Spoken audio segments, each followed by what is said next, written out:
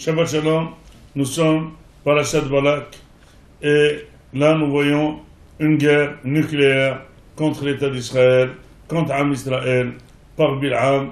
Les Goïms ont compris enfin que le langage qu'il faut utiliser contre Am Israël n'est pas des armes, n'est pas des tanks, n'est pas des avions, n'est pas des F-16, c'est plutôt une arme céleste, une arme nucléaire. Il faut amener quelqu'un de grande envergure comme Moshe Rabbeinu, c'est lui qui va venir et qui va déstabiliser Am Israël et il va les insulter. La question se pose, comment une insulte peut avoir lieu sur quelqu'un?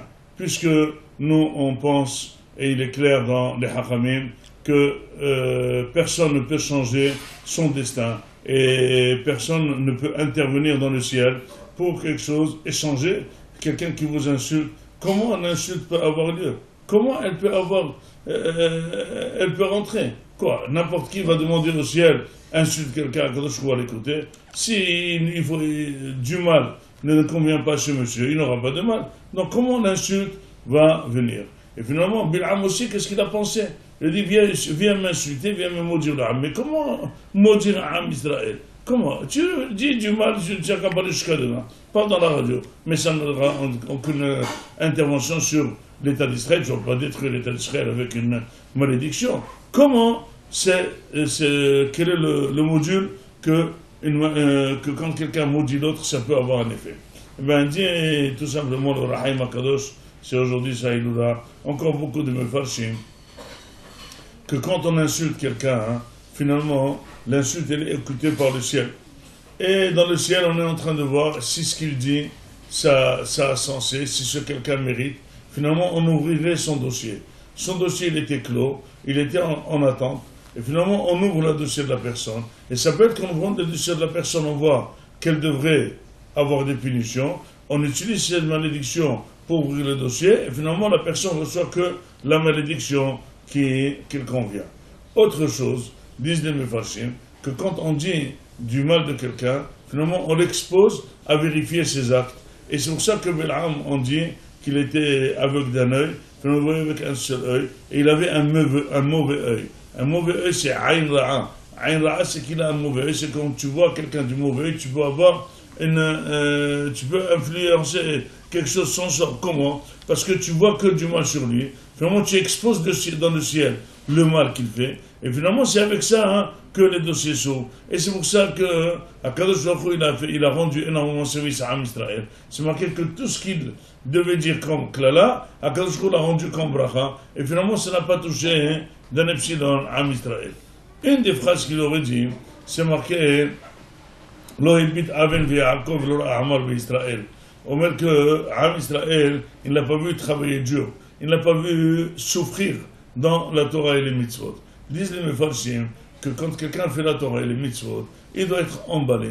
Quand on aime quelque chose, on le fait avec souplesse. Quand quelqu'un travaille dur pour organiser un bon repas et il veut manger, eh bien ça marche très bien. Quand quelqu'un prépare son mariage, il trime énormément, mais pour lui c'est léger parce qu'il le vaut.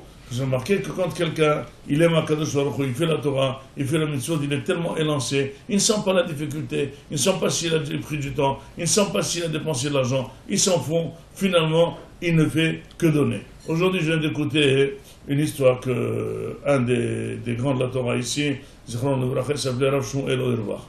Rav Shmuel Auerbach, il a perdu sa femme, ça fait 25 ans, et finalement, il a dit, je ne vais pas rester tout seul, il n'avait pas d'enfant, je vais aller habiter à la yeshiva. Il a habité à la yeshiva, il a vendu sa maison, il a vendu sa maison, il a mis son argent de côté, et puis, quelques jours après, il y a une femme de Bnei Brak qui est partie voir le Adon Machnoufka.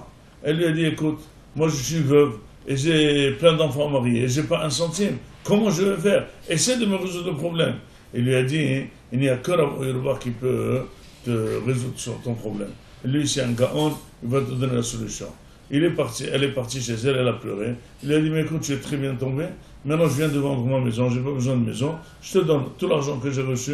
Tiens, le chèque, tu vas aller marier tes enfants avec ce chèque. Celui qui donne tout son argent à une almana pour marier ses enfants, c'est qu'il sent que vraiment, l'argent n'est pas à lui, et c'est tellement facile pour le faire. Pour quelqu'un d'autre, tu lui donnes 1000 euros, tu dis, je vais réfléchir, je te rappellerai. Si tu lui dis 2000, il ne te rappelle pas, il change de numéro de téléphone.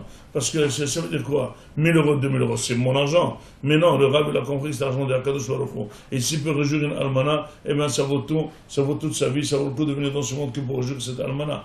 Donc finalement, il dit Bil'am, ce que je vois dans Am Israël, quand ils prient, quand ils étudient, quand ils donnent la tzedaka, quand ils aident les autres, quand ils font du hesed, ils sont souples parce qu'ils le font avec amour.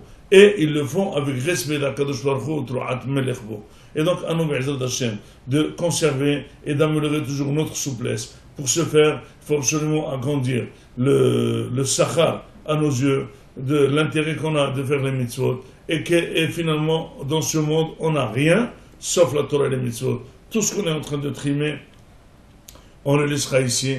Tout ce qu'on profite, on n'apprécie pas. On est en train de se plaindre de tout ce qu'on profite. On voyage, on va en vacances, on mange bien les voitures. Finalement, c'est pas ça. Mais il y a une seule chose qui est pour l'éternité, c'est la Torah et les mitzvot. À nous de le faire avec la plus grande ardeur pour que ça se fasse bien et pour que Akadosh Baruch Hu nous donne tout le sachar dans Alam Hazeh et dans Alam Haba. Shabbat Shalom.